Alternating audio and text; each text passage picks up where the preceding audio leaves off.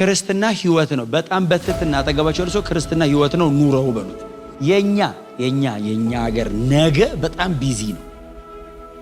ነገ ጌታ የተናገረኝ ነገ ይሆናል። ነገ ጸልያለሁ።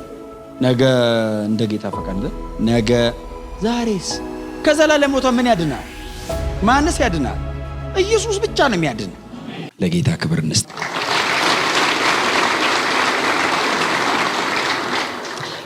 ከጌታ ቃል ክፍል አንድ የመጽሐፍ ቅዱስ ክፍል እናንብብና በጣም ብዙዎቻችን ደጋግመን ያነበብነው የጌታ ቃል ክፍል ነው። እሱን ነው አብረን የምናነበው። ዳንኤል መጽሐፍ ላይ እንሂድና ትንቢተ ዳንኤል ምዕራፍ 3 ላይ ከቁጥር 16፣ 17፣ 18 ሶስቱን ቁጥር ብቻ ነው የምናነበው። ትንቢተ ዳንኤል ምዕራፍ 3 የነዚህ ሶስት ወጣቶች ውሳኔን ነው የምናነበው። ትንቢተ ዳንኤል ምዕራፍ 3 ላይ ከቁጥር 16 እስከ 18 ድረስ ያለውን በጌታ በኢየሱስ ክርስቶስ ስም አነባለሁ። የምንወደው የጌታም ቃል እንደዚህ ይላል።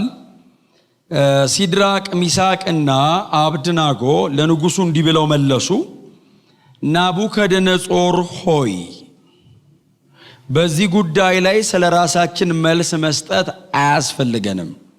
ንጉሥ ሆይ በሚንበለበለው የእቶን እሳት ውስጥ ብንጣል የምናመልከው አምላክ ሊያድነን ይችላል፣ ከእጅህም ያድነናል።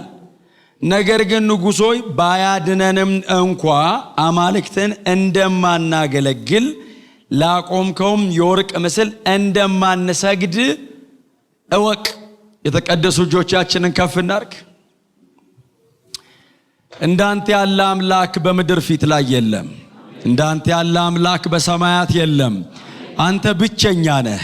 አንተን እንድናመልክ ስለመረጥከን፣ እንድናመልክ ስለጠራሃን፣ እውነተኛ አምላክ ሆንክ አንተን የላከውን ኢየሱስ ክርስቶስንም ደግሞ እንድናመልክም እንድናውቅም ስለጠራሃን ቅዱስ አባት እግዚአብሔር ሆይ በጌታችን በኢየሱስ ክርስቶስ ስም እናመሰግንሃለን። አምላካችን ቅዱስ እግዚአብሔር ሆይ ወደ እውነተኛው አምላክ እንድንጸልይ፣ እውነተኛውን አምላክ አንተን በዝማሬ እንድናመልክ፣ ስለ እውነተኛው አምላክ ስላንተ ብቻ ይህንን ቅዱስ ቃል እንድንከፋፈል እኔና ይህንን ቅዱስ ሕዝብህን ከዓለም ክፋት በልጅ ደም ቀድሰ በፊትህ ስላከማቸ እናመሰግናለን። ይሄ ሁሉ የምህረት የርህራሄ ውጤት ነው። ማንም ሮጦ የገባ የለም። እዚህ ቤት ተጠርቶ የመጣ ብቻ ነው ያለው። በርትቶ ገብቶ ተገልጦለት የመጣ የለም። ምህረት የገነነለት ብቻ ነው ያለው። እጅ ያረገችው ምንለው ምንም ነገር የለም። በዚህ ምህረት ብቻ ይሄንን አደረገ። ለዘላለም ክብር ለአንተ ይሁን። አዳኛችን አምላካችን ቅዱስ እግዚአብሔር ሆይ እናመሰግንሃለን። ላንተ መኖር ብቻ ሳይሆን መሞትም ክብር ነው ለኛ። በእውነት ስምን እየጠሩ መኖር ከዚህ የሚበልጥ ክብር የትም የለም፣ ለዘላለምም ደግሞ አይኖርም። እናመሰግንሃለን። ቅዱስ አባት ሆይ በመንፈስ ቅዱስ አማካኝነት ራስን ገለጥክልን። በክርስቶስ ኢየሱስ የተሰራውን በሙሉ በውስጣችን ሕያው አረከው። እናመሰግንሃለን። ደግሞም በእውነት ይሄ ማለዳ የተለየ ነው። እንደ ትላንትም አይደለም፣ እንደ ሌላውም ቀን አይደለም። በእነሱ ሁሉ ላይ የተጨመረ ማለዳ ነው። እስካሁን በተሰጠን በረከት ላይ እንደገና የተጨመረ በረከት ነው። እናመሰግንሃለን። ስለዚህ ልዩ ስለሆነ መገኘት ተመስገን። የከፈትነውን ሕያው ክቡር ቅዱስ የሆነውን ለዘላለም ያንተ ብቻ የሆነውን ቅዱስ ቃልን ደግሞ እንደገና ጨምረ ባርክልን። በዚህም እውነት ውስጥ እለፍና ጨምረ ለልባችን ተናገረን። ለአንዳንዶቻችን አስቀድመ የተናገርከንን ማረጋገጫ፣ ለሌሎቻችን የምናውቀውን እውነት እንደገና ድጋሚ መልእክት አድርገ መስጫ አርገ እንድትባርከው እለምንሃለሁ። ምናልባት ለመጀመሪያ ጊዜ ደግሞ ይህንን እውነት የመስማት እድል ያገኘ ሰው ሕይወቱ የሚቀየርበት እውነት እንዲሆን በዚህ ቅዱስ ቃል ላይ ሕይወትን የሚሰጥ መንፈስ ጫንበት። እግዚአብሔር አምላካችን ሆይ የተባረከውን ቅዱስ ቃልን ቆርሰ እንደ ልማድ መግበን፣ ለተናጋሪውም ለሰሚዎችም ብዙ ጸጋ ስጥ። ይህም ሁሉ ሲሆን ልጅ ኢየሱስ ክርስቶስ ብቻ በመካከላችን ይክበር። በኢየሱስ ክርስቶስ በጌታችን ስም ጸልየናል። አሜን።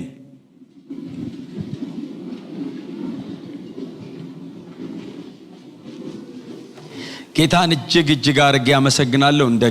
እንደገና ጌታን እጅግ አርጌ ያመሰግናለሁ። ትንቢተ ዳንኤል ምዕራፍ 3 እጅግ በጣም ዝነኛ የሆነ የመጽሐፍ ቅዱሳችን ምዕራፍ ነው። በጣም ተስፋ አረጋለሁ በጣም ብዙዎቻችሁ ከኔ ይልቅ በጣም ደጋግማችሁ እንዳነበባችሁት በጣም ብዙ ጊዜም እንዳጠናችሁት በጣም ተስፋ አረጋለሁ። የእግዚአብሔር ቃል እስትንፋሰ መለኮት ስላለበት ሲነበብ፣ ሲታሰብ፣ ሲነገር፣ ሲደረግ ይሰራል። በየትኛውም አጋጣሚ የእግዚአብሔር ቃል ሕይወታችሁን ክሮስ ካረገው እየሰራ ነው። ምክንያቱም መጽሐፍ ቅዱስ ራሱ ስለዚህ ቃል ሲነግረን የእግዚአብሔር ቃል ሕያው ነውና የሚል ቃል አንብባችኋል። የእግዚአብሔር ቃል ሕያው ነውና የሚሰራም። ስለዚህ እኔ ሕያው አላረገውም ነው። ሳስበው ይሰራል፣ ስናገረው ይሰራል፣ ሳደርገው ይሰራል። እግዚአብሔር ይመስገን። በጣም በትህትና ጠገባቸው ይሄ ቃል የእግዚአብሔር ነው በሉት። በቃ ጌታ የተባረከ ይሁን። ትንቢተ ዳንኤል ምዕራፍ 3 ላይ ያለ የመጽሐፍ ቅዱሳችንን ክፍል ነው እንግዲህ ሁላችን አብረን አስቀድመን ያነበብነው። ይሄ የትንቢተ ዳንኤል ምዕራፍ 3 የትንቢተ ዳንኤል ምዕራፍ 3 እነዛ 3 ወጣቶች ምናልባትም እኔ የኛ ሀገር ሰው ሁሉ እስኪመስሉኝ ድረስ ነው በጣም ደጋግሜ ያነበብኳቸው። በጣም ደግሞ ለአንዳንዶቻችሁ ምናልባት ድጋሚ መልእክት ነው ዛሬ። ጌታ የተባረከ ይሁን እና እነዚህ 3 ወጣቶች በአምላካቸው ላይ የነበራቸው እምነትና አምላካቸው ደግሞ ከነሱ ጋር ቆሞ የሚታመኑትን እንዴት እንደሚያድን ወንድማችን ዳንኤል የአይን ምስክር ስለነበረ በዚህ ምዕራፍ 3 ላይ የነዚህ 3 ወጣቶች ምስክርነት ያቀርብልናል። የዳንኤል መጽሐፍ በተደጋጋሚም በዚህ ቦታ በተለይ ሰኞ ስፒሪቹዋል ዋርፌር መንፈሳዊ ውጊያን ሳነሳ በተደጋጋሚ ማነሳው መጽሐፍ ነውና ይሄ የዳንኤል መጽሐፍ ራሱ የትንቢቱ ወይንም የራእዩ ባለቤት ነው አይደል? የጻፈው የራእዩ ባለቤት ነው። ተመልካቹ ራሱ ነው የጻፈው። መጽሐፉ የተሰየመው በባለቤቱ ስም ነውና ጸሐፊውም ራሱ ነው፣ ተመልካቹም ራሱ ነውና የአይን ምስክር ነው። ለነበረው ነገር በሙሉ የአይን ምስክር ነው። ይሄ ዳንኤል መጽሐፍ በጣም ሰፊው ከ70% በላይ የሚሆነው ታሪካዊ ይዘት ያለው ነው። ሞር ከትንቢቱ ይልቅ ታሪካዊ ነገሩ ይበዛል። ምክንያቱም 4 ስርወ መንግስትን የሸፈነ መጽሐፍ ነው። በጣም ትልቅ ነው። ዲስፔንሴሽኑ በጣም ረጅም ነው። በጣም ብዙ 100 ዓመታትን የጠቀለለ አይነት የትንቢት መጽሐፍ ነው። ከባቢሎን ይነሳና እስከ ሮም አካባቢ ድረስ በጣም ፍንትው ባለ ግልጥ ባለ መንገድ ማለት ነው። ምናልባት እናንተ ታሪኩን የምታጠኑም ሰዎች ስለሆናችሁ ታሪኩን ስታጠኑ በቀጠረው ቀንና በተጠሩ ስያሜዎች ከባቢሎን፣ ከዛ ፋርስና ሜዶን፣ ከዛ ግሪክ፣ ከዛ ሮም 4ቱን በጣም ትልልቅ የሆኑ ግዙፍ ዳይነስቲዎችን ስርወ መንግስቶችን የጠቀለለ አይነት መጽሐፍ ነውና በዚህ መጠን በዚህ አይነት ደግሞ ዘመን ትንቢት ይነገራል ብሎ የማያምን በጣም ብዙ ሰው አለና ይሄ መጽሐፍ ከትንቢት መጽሐፍ ይልቅ የታሪክ መጽሐፍ ውስጥ ቢገባ ይቀላል የሚሉ ሰዎች አሉ። ኦፍ ኮርስ ትረካ አለው፣ ግን ወደዚህም የማያስብል ደግሞ በጣም ብርቱና ጠንካራ ትንቢት አለው። ለረጅም ዘመን ካያችሁት ደግሞ የኛን ዘመንና የሚቀጥለውንም ዘመን የመጨረሻውን ዘመንና የሚቀጥለውንም ደግሞ መንግስት ሁሉ ሳይቀር የተነበየ አይነት የብሉይ ኪዳን በጣም አስደናቂ ነብይ ነውና ከታላላቆቹ ነቢያት መካከል አንዱ ነው ይሄ ወንድማችን ዳንኤል። በእርግጥ በጣም አሁን በእኔና በእናንተ ዘመን እንደምናስበው አይነት ሰው አይደለም ዳንኤል። he ፕሮፌሽናል ዳንኤል በጣም ትልቅ ስራ የነበረበት እጅግም በጣም ትልቅ ኃላፊነት የነበረበት ሰው ነው አይደል? በጣም ትልቅ ኃላፊነት ከህንድ እስከ ኢትዮጵያ የነበረውን በባቢሎንም በፋርስና ሜዶንም ዘመነ መንግስት ከህንድ እስከ ኢትዮጵያ የነበረውን የ127 ሀገር ገንዘብ እንቅስቃሴ የሚቆጣጠር ሰው ነው። እግዚአብሔር ያሳያችሁ እንግዲህ ከዚህ ኪስ ወደዚህ ኪስ ራሱ ስናዞር እንዴት ጊዜያችን እንደሚይዘው የ127 ሀገር ትራንዛክሽን እየተቆጣጠረ ለመጸለይ ጊዜ ነበረው። መንፈሳዊ ዓለም ለማየት ጊዜ ነበረው። መንፈሳዊ ዓለም ላይ ያሉ አለቆችን ዲል ለማድረግ ጊዜ ነበረው። በነብዩ ኤርሚያስ የተነገሩና በነ ኢሳይያስ የተነገሩ የትንቢት ቃላትን ዲዘርን አድርጎ ለማስፈጸም የመጸለያ ጊዜ ነበረው። ማሰብ አይቻልም አይደል? የ127 ሀገር ገንዘብ መቆጣጠር ማለት ዘንድሮ ቸርችና ራሱ አንለ ምን ጊዜ ተገኝቶ የት ሀገር አግኝተን 127 ሀገር ነው።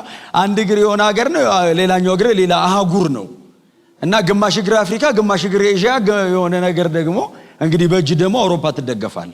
በዚህ ደረጃ ያለ ሰው ስቲል ስፒሪቹዋል መንፈሳዊ ነው። በዚህ መጠን ሆኖ ምን ልላችሁ ነው? የዳንኤልን መጽሐፍ ሳነብኔ ጊዜ የለኝም አያዋጣም። በዚህ መጠን በጣም ጊዜውን ለሚሰራው ስራ የሰጠ ሰው ከሚሰራው ስራ በላይ ደግሞ ለእግዚአብሔር ጊዜ ነበረው። ክብር ለኢየሱስ ይሁን። እና ይሄ ነብይ በልጅነቱ ነው ወደ ባቢሎን የተወሰደው።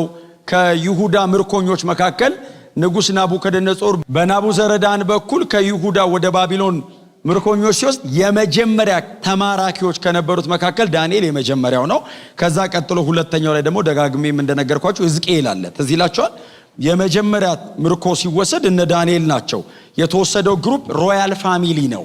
የቤተ መንግስት ሰዎችና የንጉሱ ሕዝቅያስ ዘመድ ነበር ይሄ ሰውዬ እና የዛ የሮያል ፋሚሊውና ከዛ ቀጥሎ ደግሞ በጥበብና በእውቀት ከነበረው ህዝብ መካከል የተመረጡ የተባሉትን የተወሰደው። ዳንኤል ከዛ ዘመን ከነበሩ ሰዎች መካከል የተመረጠ ነው። ባይዘወይ ቲኔጀር እኮ ነው፣ ገና እኮ 10ዎች ውስጥ ነው ሲወሰድ። በዛ እድሜው ላይ ግን ከነበረው ሶሳይቲ መካከል የተመረጠ ነው። እግዚአብሔር ጥበብንና ማስተዋልን እውቀትን የሰጠው ነበር እና ተወሰደ። ሁለተኛው ዙር ላይ ናቡከደነጾር መጥቶ 10,000 ሰው ማርኮ ሲወስድ ከ10,000 መካከል ሕዝቅኤል ነበረ። ሕዝቅኤል ኦርዲነሪ ፐርሰን አይነት ሆኖ የተወሰደ። ይሄኛው ግን ሮያል ፋሚሊ ነው። የቤተ መንግስት ሰው ስለነበር ወስደው እስር ቤት አይደለም ያስቀመጡት፣ የንጉሱ ባለሟሎች መደዳን ያስገቡት። ዳንኤልን የምታስታውሱ ከሆነ ዳንኤልና ጓደኞቹ እነዚህ 3 ወጣቶችን የንጉሱ ባለሟሎች መደዳ አስገቧቸው። ከዛ ቀጥሎ በባቢሎን ከነበሩ ከአስማተኞች ከመተተኞች ከእነሱ መደዳ አስገቧቸው። አሁን የእግዚአብሔር ሰው የሚባል የለም። የጥበብ ነገር ካለው ጠንቋይ መሃል ነው የሚገባው። የእግዚአብሔር ሰው መሆኑን ራሱ ነው የሚለየው እንጂ ናቡከደነጾር ማኑፍ ጋር አያውቅም። ጥሩ ነገር ካለ ቃላተኛ ነጠቢብ ነው ማለት ነው። ኮከብ መቁጠር ትችላለህ። መንፈሳዊ ዓለም የሚገባ ከሆነ እሱ የሚያውቀው አጋንንት ነው፣ እግዚአብሔር አያውቅም። ስለዚህ ዳንኤል ነው ገብቶ እግዚአብሔርን የሚያስተዋውቅ። ናቡከደነጾርና እግዚአብሔርን የሚያስተዋውቁት እነዚህ ልጆች ናቸው። ናቡከደነጾር አያውቅም እግዚአብሔርን። እንደውም በጣም የቀደመው ነገስታቶች በጣም ትዕቢታቸው ከሰው አልፎ ወደ አማልክቶች ይሄዳል። ትዝ ይላችኋል ሰናክሬም የሚባለው የአሶር ንጉስ ሁለተኛ ነገስት ምዕራፍ 18 19 20 በእነዚህ 3 ምዕራፎች ትዝ ይላችኋል። በተለይ ምዕራፍ 18 ላይ ወደ ሕዝቅያስ የላከለት መልእክት የምታስታውሱ ከሆነ አምላክ እግዚአብሔር ከእጅ አያድንህም አለውና ለህዝቡ ደግሞ የንጉሱ ባለሟል የነበረው ሰው ቅጥር ላይ ቆመና ሕዝቅያስ አምላካችን ያድነናል ብሎ እንዳያታልላችሁ አላቸው። ምን እንዳለ ታውቃላችሁ? እኔ አለና እንትን ሀገር ሄጄ አምላካቸውንም ንጉሳቸውንም ነው ድል ያደረኩት ብሎ የ5 ሀገር ሪፈረንስ አመጣ። ስለዚህ አሁን ሕዝቅያስ አምላክ ብሎ እንዳይሸውዳችሁ ነው 5 አምላክና 5 ንጉስ አሸንፌያለሁ። ስለዚህ አሁንም አምላካችሁ አያድናችሁም፣ ድል አረጋዋለሁ፣ ንጉሱንም እገለዋለሁ፣ እወስዳቸዋለሁ፣ እንዳትዋጉኝ አለና መዋጋት ግን የምትፈልጉ ከሆነ 2000 ሰረገላ አላበድራችሁ አላቸው። የእናንተ ስለማይበቃ 2000 ሰረገላ ልስጣችሁና 2000 ተጨማሪ ተዋጊ አምጥታችሁ አለና ከእኔ ከበታች ሹማምንት ጋር ተጋጠሙ አላቸው። ፕራይድ እግዚአብሔር ትዕቢተኛን ይቃወማል እኮ አያሳድረውም። ሰናክሬምን ባይዘው በአመቱ ቀጣው አይደለም የሚለው የዛ ማታ ነው የሚለው። በጣም በትህትና ጠገባቸው እርሱ ትሁቱን በሉት። አሁን በትህትና ነው ትሁቱን በሉት ያልኩት። ትሁቱን አትበሉት። ትዕቢተኛን ሰይጣን አይቃወመውም። ሰይጣን ነው ትዕቢተኛ የሚያደርገው። ትዕቢተኛ ሰው ሲሆን ሰይጣን ራሱ ይሸሸዋል። እግዚአብሔር ነው የሚቃወመው። ሰይጣን ራሱ ቢቀጣው እንደ እግዚአብሔር አይቀጣውማ፣ ራቅ ብሎ ነው የሚያየው። ትዕቢተኞችን እግዚአብሔር ይቃወማቸዋል ነው የሚለው። ፕራይድ ማለት ምን ማለት መሰላችሁ? ትዕቢት ማለት እኮ እግዚአብሔርን መጋረድ ማለት ነው። እግዚአብሔር ፊት መቆም እኮ ነው። እግዚአብሔር ሊወስድ የሚገባውን ክብር ጠጋ ብዬ ስወስድበት ማለት ነው። እግዚአብሔር ዞር በል ሲልህ ምድር ባለበት ቃሉ ዞር በል። እግዚአብሔር ምድር ብሎ ሲጠራ የሌለ የሚያመጣ አምላክ ዞር በል ሲልህ ዞር አይደለም የምትለው ነበር ነው የምትባለው።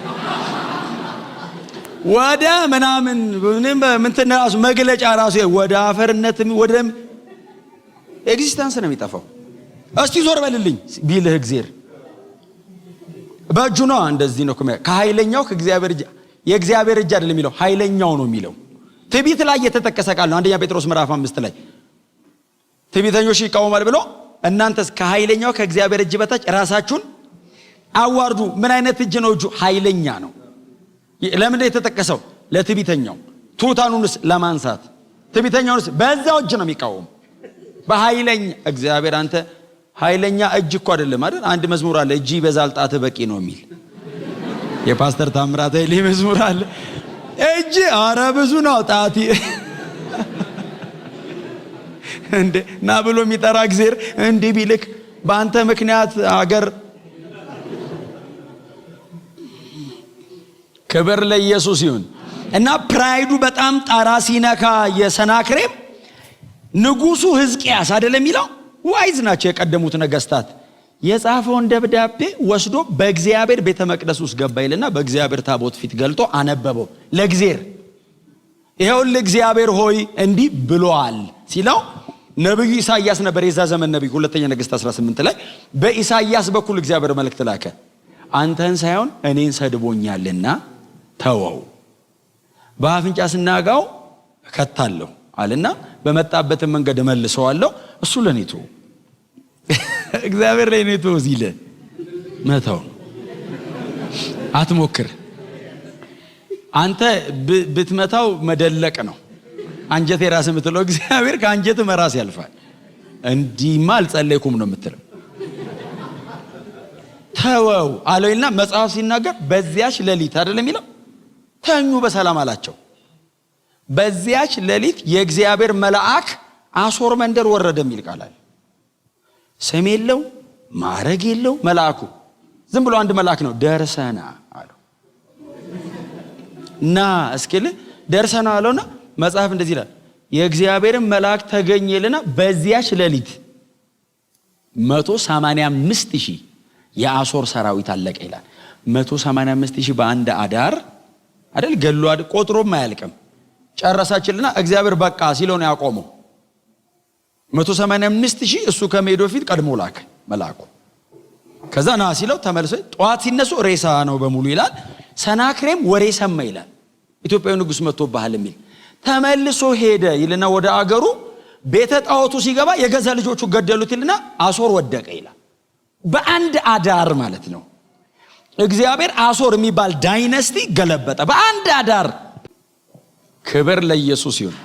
ጮክ በሉና እግዚአብሔር ሉዓላዊ ነው በሉ እስቲ። የኔ አምላክ ብቻ ሉዓላዊ ነው በሉ እስቲ። ይሄንን ጌታችን ኢየሱስ ክርስቶስ በጣም ግልጽ አድርጎ ነገረን አይደል? እውነተኛ አምላክ የሆንከውን አንተ ብቻ እውነተኛ አምላክ ነህ አለ ኢየሱስ። ጌታ ይባረክ። በዚህ ዕውቀት የዘላለም ሕይወት አለ። እውነተኛ አምላክ የሆንከውን አንተን ብቻ የላከውንም ኢየሱስ ክርስቶስን ያውቁ ዘንድ ይህች የዘላለም ሕይወት ናት። በዚህ ዕውቀት ላይ በተመሰረተ እምነት የዘላለም ሕይወት አለ። ልጆቹ እግዚአብሔር ብቻ ነው አምላክ ነው። ይሄ አቋማቸው ነው። እግዚአብሔር ብቻ ያቆመው ምስል አለ።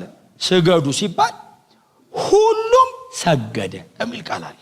ስሙን ሁሉም ሰገደልና እነዚህ ሶስት ወጣቶች ብቻ ናቸው ያልሰገዱት።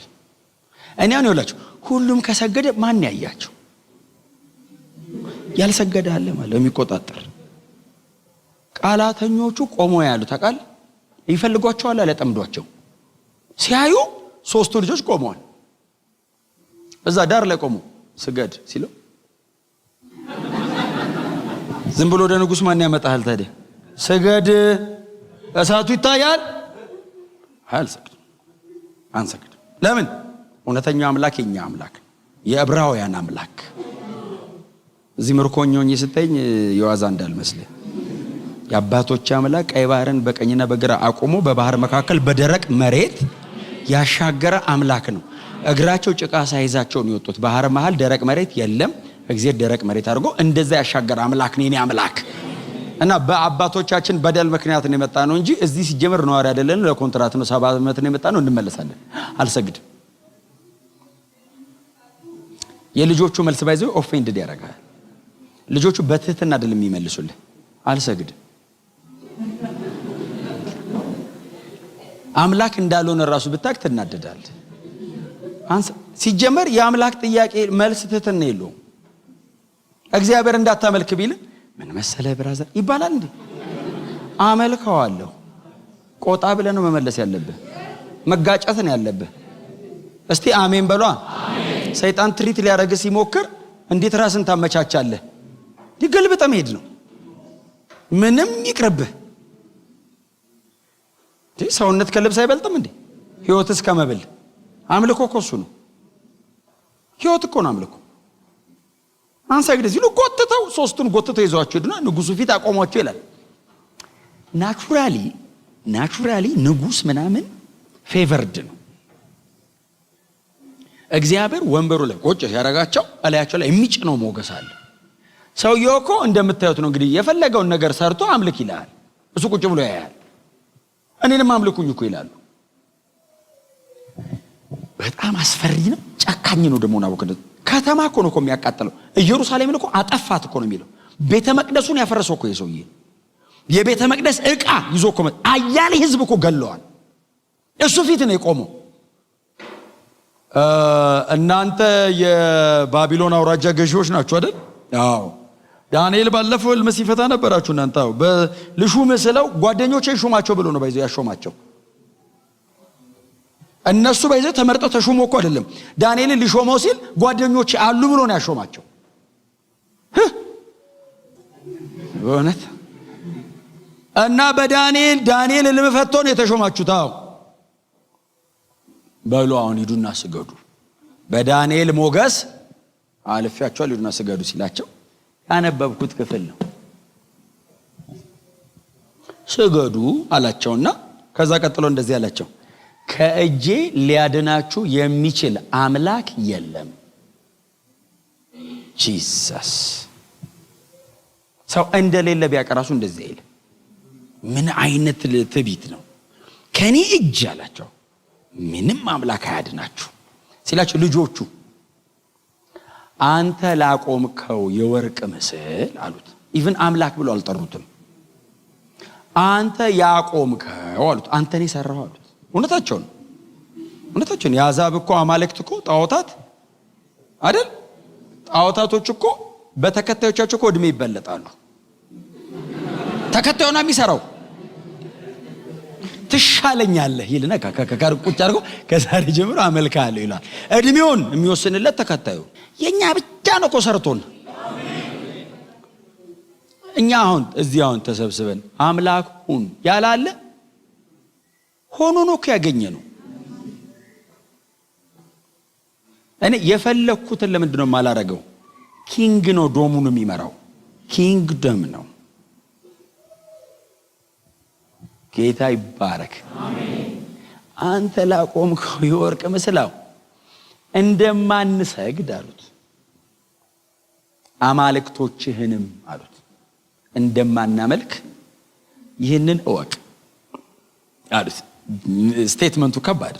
ይህንን እወቅ አሉትና አምላካችን አሉት ካንተ እጅ ያድነናል አሉትና ካኔ ባያድነንም ልጆቹ ኪዳን ሰብረው ገቡ። ታውቃለህ? አዲስ ኪዳን ላይ ባያድነንም ለዚህ ጣዖት 60 ክንድ በ6 ለሆነ ጣዖት አንሰግድም ሲሉት መጽሐፍ እንደ የንጉስ ቁጣ ከሳቱ በፊት ቁጣው ነው ነደድ ይላል። ናቡከደነጾር ፊቱ ተለወጠ ይላል። አንብቡት እናንተ። ፊቱ በዋል ለኔ ነው እንደዚህ አስበው እንግዲህ ንጉስ ነው። እውነቱን ነው ባይዘው እያረገው ነው። ለጠቅላላ ዕውቀት አይደለም እያወራ ያለው። እሳቱ በሚችልበት መጠን ይንደዳላቸው። 7 እጥፍ ማለት 7 የሚያክል እንደማለት ሳይሆን to the maximum እሳቱ ይንደዳል። እሳቱ ሲያያዝ ቆመዋል እኮ እነዚህ ልጆች። በኢየሱስ ደሞ እኮ እግዚአብሔርስ አለሁ አይልም፣ አይዞ አይልም። አዲስ ኪዳን ቢሆን እሺ መንፈስ ቅዱስ በእኔ ውስጥ አለ ምናምን ያን የለም። ለመስራት ነው ከመጣ የሚመጣው ላይመጣም ይችላል። ፈቃዱ ከሆነ በቃ ኑ በዚህ በኩል ሊል ይችላል። እሱ ላይ መጣ ይችላል። በቃ ኑ ሊል ይችላል። በቃ ና ካለ እኮ በሷታ በኩል አብረ እዛ ያድነናል አሉትና ባያድነንም የኃይል አይደለም የፈቃድ ነው አሉት። ተፈለገ አለው እንዴ አንተ በእጅ የምትወረውርበት እኔን እጅህን እኮ ካፈር የሰራው የኔ አምላክ እንደዚህ በእናትህ ማፀን እኮ የገጣጠመ እሱ ነው ያድን። ጥያቄ ውስጥ አይገባም። ባያድነንም ግን አናመልክም። ይህን ማወቅ አለብን። ንጉሥ ሲሉት መጽሐፍ እንደዚህ ይላል፣ ንጉሥ ተበሳጨ ይላል፣ እሳቱ ነደደ ይላል። ከንጉሱ አይደል የተመረጡ ወታደሮች ማለት የተመረጡ መጡ፣ እንደ ኳስ መወርወር የሚችሉ ይኸው መጎናጸፊያ ጭንቅላታቸው ስካርፕ ሰናፊል ስካርፓቸው ልብሳቸው ያላቸው ሙሉ እላያቸው ላይ በሰንሰለት ጥፍር ተደርጎ ታሰረ። እንዴት አድርጎ ሊያነዳቸው እንደሆነ በቃ ልጆቹ ተዘጋጁ፣ ታሰሩ። ሰብስበው ወደ እሳት ወረወሯቸው። ዳኒ ነበር መጥቶ ነበር ለማየት። አረ ጓደኞች ሊቃጠሉ ነው ሲሉት መጥቶ ነበር። ምክንያቱም ሲወጡ ሲጽፈው የጻፈው የአይን ምስክር ነው። እሳት አይሸትም ነበር ማለት ምዕራፍ 3ን ለመጻፍ ተጠግቶ አሽትቷቸዋል አለ። የቀድሙ ሽታ ነው፣ ከቤት ስትወጡ የነበረው አይነት ነው ብሎ እንኳን ሊቃጠሉ ጭስጭስ አላሉም ነው። እንዴ አንተ አሁን እኮ ደህና ወጥ የሚሰራበት ቤት ገባ ብለህ ብትወጣ እኮ ይቆይብሃል። እቶን እሳት እግዚአብሔር ራሱ ግን ለራሱ ሲሆን እኮ በተለየ መንገድ ነው የሚሰራው። ሲጠብቀ ከእሳቱ ብቻ ሳይሆን ከምንም ነው የሚጠብቀ። ከስጋቱ ይጠብቃል። እንኳን ከምልክቱ ውስጥ ራሱ እንዳያስብ ነው የሚያደርገው እንኳን ደጅ እና ሳይበስበው ሲያረጓቸው እሳቱ ኃይሉን እንዲያሳይ ተፈቅዶለታል። ያው ጌታ ኢየሱስ ገብቶ ነበር አይደል? የአማልክት ልጅ ነው የሚለው ከዛ የእግዚአብሔር መልአክ ይላል። ቴዎፋኒና ቴዎፌላ ስለሆነ ኢንተርቼንጀብል ነው። መለኮት መጥቶ ነበር ይላል። ከዛ ደግሞ የእግዚአብሔር መልአክ ይሉታል። ኤኒዌይስ ተወረወሩ፣ ገቡ። ሲገቡ ውስጥ ቀድሞ ገብቶ የነበረው ነግሮታል ለእሳቱ የምፈልገውን በሙሉ አድርግ፣ እነዛን ሶስቱን ግን እንዳነካቸው። ምክንያቱም እንደዛ ነው። እሳት መቼስ በምንም ተአምር ሊምርህ አይችልም። አይመርጥም እሳት ካልተነገረው። የሚበልጠው መጥቶበት ነውና ሲወረውር ወርዋሪዎቹን አይደለም የሚለው እሳቱ አይደለም እኮ ወላፈኑ አይደል ሲል ገደላቸው ይላል። ናቡከደነፆር ያይና ባይዘዊ ወርዋሪዎቹ ሞቱብኝ አይልም። እሳት ነው ማለት ነው። ሞከረባቸው። ከዛ ልጆቹስ ገብተው እሳት ውስጥ ገብተው እሳቱ እሳት መሆኑን ለማሳየት የታሰሩበትን ብረት አቀለጠው። አልነካቸውም። ብረቱን ሲያቀልጠው እችን እጃቸው ላይ ጸጉራለች፣ አልነካትም። ብረት ማቀለጥ ይችላል፣ እሳት ነው ማለት ነው። መጽሐፍ እንደዚህ ይላል፣ ከወንበሩ ተነሳ ይላል ንጉሥ። ስማ ወደ እሳቱ አፍ ጠጋ አለ ይላል። አንተ ወላፈኑ ሰው የሚገል እሳት ማለት ሰው እንዴት ተጠብቃለህ? አጥንት አይገኝም፣ ስጋ አይደለም አጥንት፣ አመድ ነው የሚሆኑት። ጠጋ ብሎ ወደ ውስጥ አየ ይላል። ሲያይ 4 የተፈቱ ሲጀመር አራተኛውን መጀመሪያም አላሰሩትም። 4 የተፈቱ የሚሉት 3 የተፈቱ ከአንድ ሰውዬ ጋር ነው የሚባለው እንጂ አሁን 3 ወርዋሪውን ጠራው ይላል። ያው ናቡከደነፆር እድሜው በጣም ስለሄደ በደንብ አይም ና አለው። በዙብኝ ብሎ ና አለው። ስንት ሰው ነው የጣላችሁት አለው። 3 ስንት ሰው ነው የማይሆነው? 4 ያኛው ምንድነው አለው። ቃል በቃል ናቡከደነፆር አላመነም አይኑን። ያኛው ምንድነው ሲለው ያንን እኛ አልጣልነውም አለው። በምን ይዞ ነው የሚጥለው? የአማልክት ልጅ እኮ ነው ያኛው አለው። ከእሳቱ በላይ ያበራል ያኛው። ክርስቲያን መሆን የሚጠቅም እኮ የሆነ ቦታ ነው። ቶሎ ነው ለምንም ነገር ላይ ያድን ይችላል። በጌታ መሆን የሚያድን ከዘላለም ሞቶ ምን ያድናል? ማንስ ያድናል? ኢየሱስ ብቻ ነው የሚያድን። ኑጡ ሲላቸው እሳት ውስጥ 4 ናቸው፣ ሲወጡ 3 ናቸው። ደጅ ባንተ ነው የሚታየው፣ እሳት ውስጥ ነው ለብቻው የሚመጣው። ስትጨቃጨቅለት ባንተ ነው። መከራው ሲገባ አጠገብ ይቆማል። ምዕራፍ 3 ላይ እኮ ከነዚህ ከ3ቱ ወጣቶች አምላክ በቀር አለ ናቡከደነፆር ሌላ ሰው ሌላ አምላክ ሲያመልክ ወይንም በእነሱ አምላክ ላይ የስድብ ቃል ሲናገር ብሰማው አለ ቢገኝ በግዛቴ ማለት በ127 ሀገር ወሬ እልፍ ሲል ከሰማችሁ ሰውየውን አምጡትና የጉድፍ መጥያና ምናምን አረጋዋለሁ አለ፣ አጠፋዋለሁ አለ። አምላክ በሕግ ተቀየረ። እግዚአብሔር በሰጠን በዚህ ዘመን በውሳኔ ውሳኔ ነው እንደዚህ ያደረገው። የልጆቹ ጭካኔ ነው እግዚአብሔርን መጠን በሌለው መንገድ ራሱን እንዲያሳይ ያደረገው። ፊዚካሊ ታየ እግዚአብሔር። ሰው ናቡከደነጾር አይነት ጣዖት አምላኪ ሰውዬ ባይኑ አየው። አይኑን ጨፍኖ አይደል ናቡከደነጾር ሴንስ ያደረገው። ቸርች ያሉ ሰዎች አይደለም ተሰብስበው ዋው ያሉት፣ አጋንንት አምላኪው ሰውዬ እስኪያየው እግዚአብሔር ተገለጠ። እንወስን። አሜን ነው። ለጌታ እንኑር። እውነቴን ነው የምላችሁ። ጌታን አሳይተን ብናልፍ ነው ክብር። እርሱ በእኛ ለዓለም ሁሉ ቢታይ ነው በጣም ክብር ለኛ። እሱን ብናሸትተው የእሱ አይነት ብንሆን ለኛ ክብር ነው።